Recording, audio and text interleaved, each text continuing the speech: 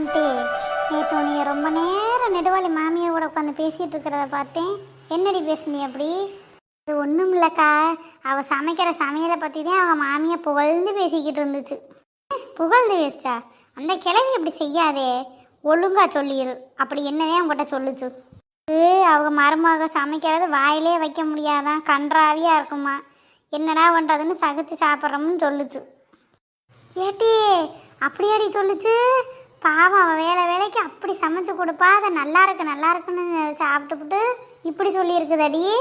நான் என்னத்தை கண்டேன், அதுதான் சொல்லுச்சு. நான் கூட சொன்னேன், அவன் நல்லா தான் சமைப்பா, ஆஹா ஓஹோன்னு சமைப்பான்னு சொல்லுவீங்க வீட்டில் கேட்டால், இப்போ என்ன இப்படி சொல்கிறீங்க அப்படின்னு கேட்டேன். அப்போ என்ன சொல்லுச்சு? அப்படி சொல்லாட்டி நீங்களே சமைங்கன்னு கோமா சமைக்க மாட்டாளாமுக்கா, அதனால தான் நல்லா இருக்கு அப்படின்னு சொன்னோம்னு சொல்லுச்சு. அப்போ என்ன ஒரு திமிரு பாரு அந்த கிழவிக்கு. ஐயோ, பின்னாடி நெடுவாளி வந்துட்டாக்கா, இப்பப்பக்கா வந்தா. அது இந்த கிழவி இப்படி எல்லாமா சொல்லுச்சு? இன்னைக்கு வீட்டில் போய் அதை வச்சுக்கிறேன் இன்னைக்கு.